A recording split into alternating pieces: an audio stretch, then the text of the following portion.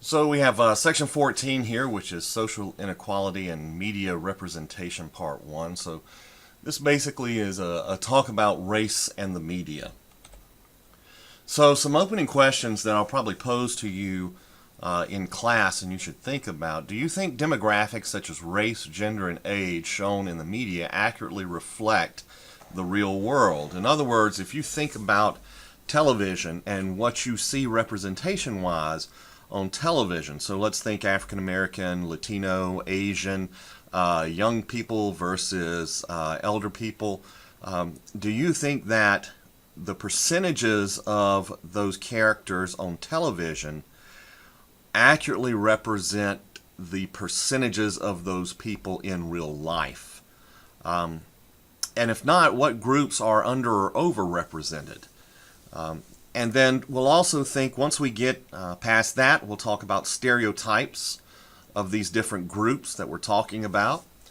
And why do you think those stereotypes and the perhaps misrepresentation, why do you think those still exist today on television? So some beginning things to think about: representation, and as well as stereotypes and why those things exist. And if you think about what I just said, here's another way to consider it. And this is typically what I like to talk about when I talk about it, race and media, is issues of inclusion, role, and control. Okay, so inclusion is that representation question that I was just talking about. Are images of race included in the media, and are the representations, demographically speaking, population-wise speaking, are they accurate or inaccurate? And then to think about the roles. So for the minority characters that we do have in television, what are their primary roles? How are those portrayed? And then to look at the question of why that exists, why stereotypes still exist. It's really a question of control. Do people in these groups, these minority groups, do they have control over the creation and production of the images being portrayed? So we look at it through those three types of lenses. So first, talking about inclusion. And so what we're talking about here is just surface level, just looking at diversity. Does it appear that there's diversity on television or no diversity? And so what's good to know is kind of like the history of how this has all happened. What we see is that until World War II, there's very little representation of blacks on radio or television. Now, I tend to primarily talk about the African American race, just because that is a racial group that had large numbers in America for a very long time. For a long time, that was the predominant minority, if there is such a thing. You can easily, I think, make an argument that today Latino, probably the population of Latino may be greater, but since traditionally it's been African American, we tend to have more written about African Americans as minorities on television, and so I tend to frame it in that discussion. But a lot of what I'm going to say when we get beyond issues of inclusion and look at stereotypes and control, a lot of those issues are just as applicable to Latinos as it is to African Americans. A lot of the same truisms hold up, regardless of whether we're talking about African Americans or Hispanics. So up until World War II, there's very little representation, like I said. If they were included, they were usually treated as an entertainer or as a servant. So again, it's a role of this minority character, this black person is there to entertain me as a white person, or to serve me as a white person. So either way, I'm taking advantage of them. In a power status relationship, as a white male, would definitely have the power. But you still saw black comedians. You saw butlers.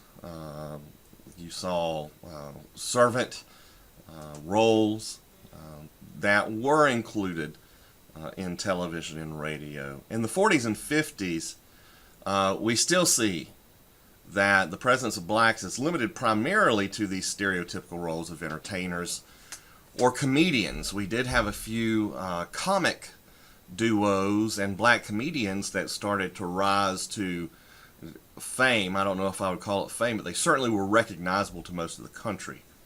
Right? So you have characters like Amos and Andy that are popular during this time, and they're black entertainers. They're black comedians.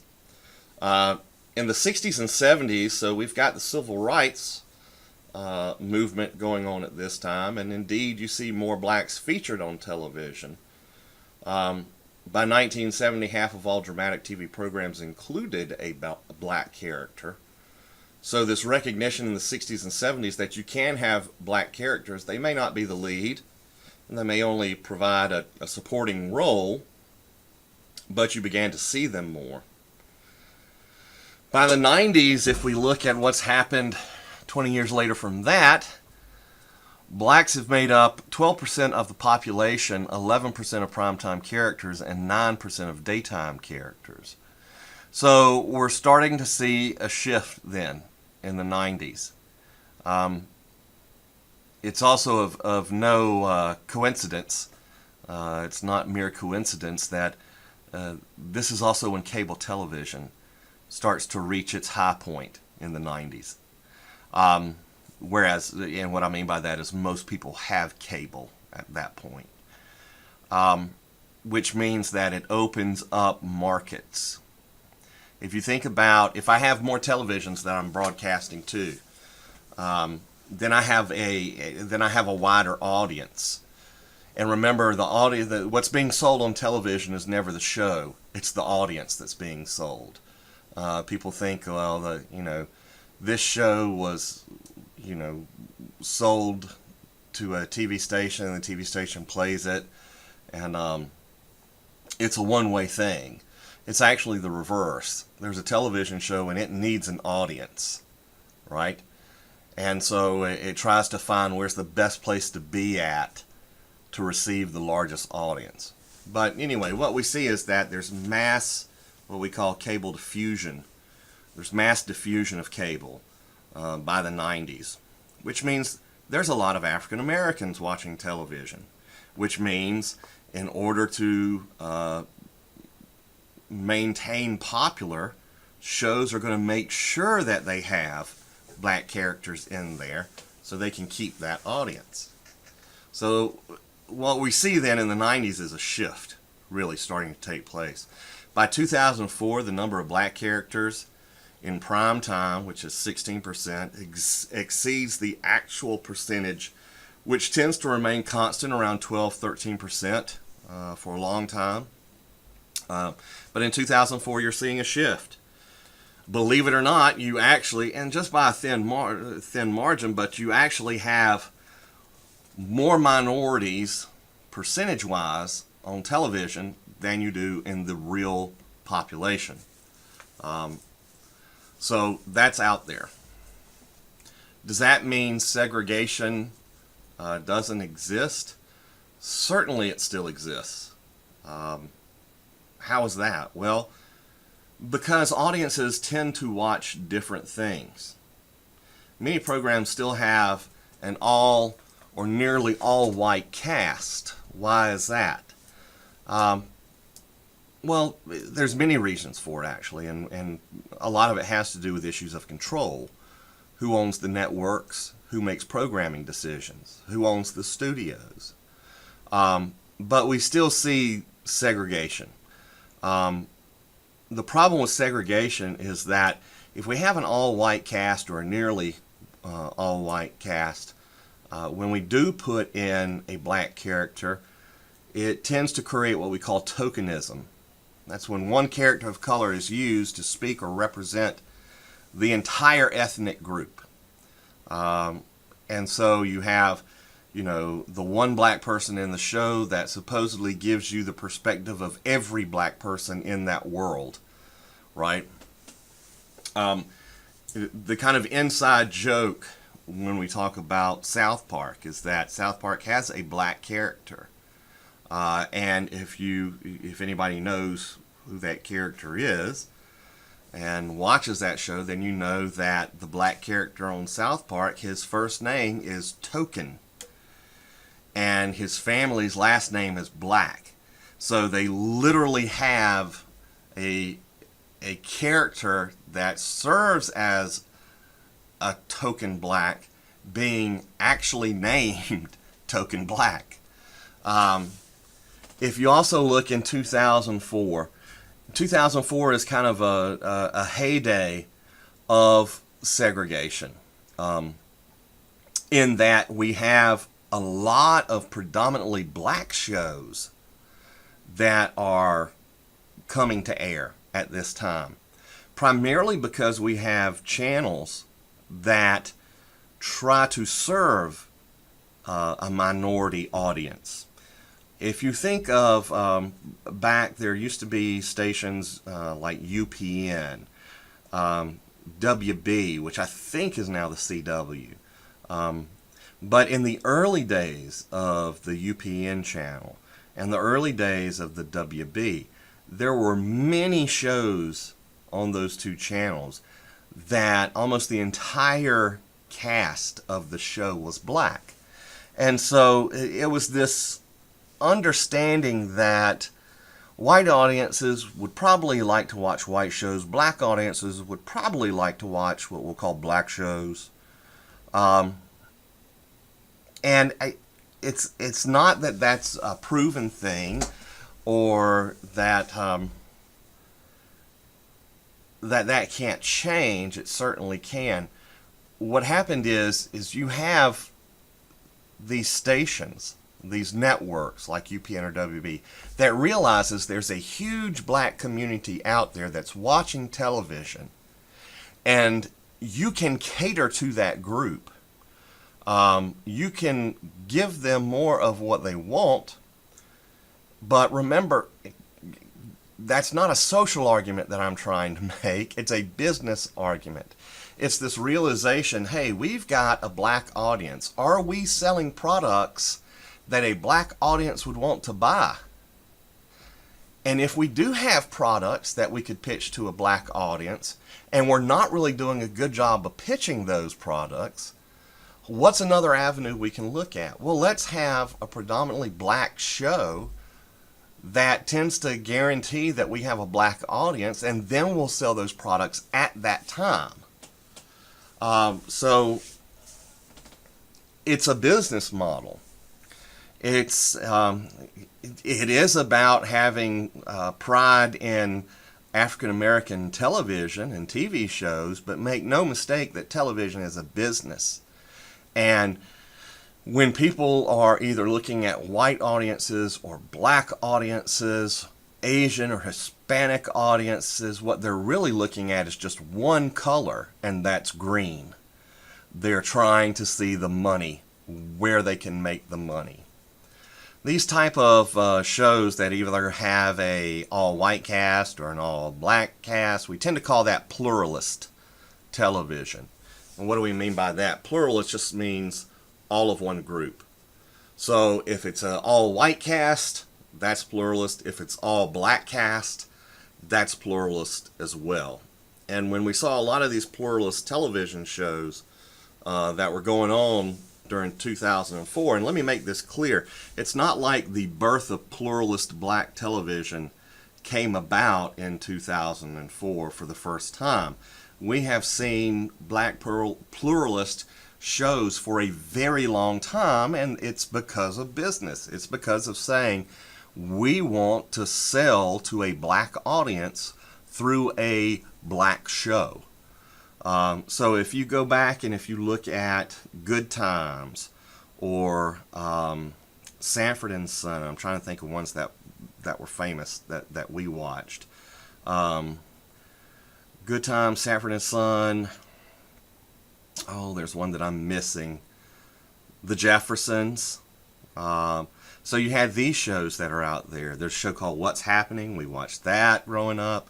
So there's these black television shows, and those are when I was a child. Then when I'm a teenager, there are shows like 227 and Amen, shows again that have predominantly African American casts. So this has existed for a long time. But if you think also about my childhood, but my teenage years, a lot of that is also still broadcast television as opposed to cable television, getting the signal over the air versus subscribing to it in the home. So when we see cable subscriptions blow up in the late 90s or in the 90s, for that, just the 90s overall, but also a little bit cable diffusing in the early 2000s, it just introduces a whole new game, right? Okay, now we have more opportunities, more channels, more stations to put even more shows on. So let's experiment a little bit more and try out some new types of shows and see what lands and what doesn't land. If we look at other ethnicities besides African American, we can look at Latino. And in Latino representation, we see slower growth on TV and film. In 2008, 6% of the characters on TV were Latino compared to over 15% of the American population at the time. Well, we know since then, in the last 10 years, in 2008, I believe was a census year, I'm not sure, but so we see that there is a disproportionate level here where there's more Latinos in the population percentage-wise than we see percentage-wise on television, right? So that's a slow growth kind of deal to wake up and realize. If you think about it, for all the all-black casts that I can mention, going back to my time, like I said, Jefferson's, Good Times, What's Happening, those type shows, Sanford and Son, I can go back a long time and show you those shows. I'm not sure how far back I can go to show you an all-Latino cast. I'm not sure how many all-Latino cast television shows are on air today. George Lopez had a show for a little while. Every now and then you'll get one that's mostly Latino. But they are few and far between. If we look at Asian populations, these are the least represented minority by actual number, with only 33 characters in prime time. This was a study also that was done in 2008 that did percentages of all the minority groups. So in that same study, by the same guidelines, they found only 33 characters in primetime television and film. If we look at the percentage representation, 3.8% of characters were Asian in film and primetime TV versus 4.5% of the population. So, yes, Asians are underrepresented, nowhere near the amount of overrepresentation, though, of Latinos. And of course, we talked about how current day we actually have more black characters percentage-wise than there are in the population. So with these numbers, if you look at it, what you see is that you are least likely to see an Asian on TV and film. But if I'm asking the question, this is important because people get confused on this, and you may see it on a quiz. Asians may be the least seen, but the most underrepresented group is definitely Latino. Latino is definitely the most underrepresented group, according to a comparison with population. What about other forms of media? So, besides television, what about other things? Well, no surprise, the underrepresentation still exists there too with several things. You see underrepresentation historically over time. That's also been true in music videos, in magazines, and advertising. But equality is now increasing with the biggest gains we see in advertising. Again, this is a business response.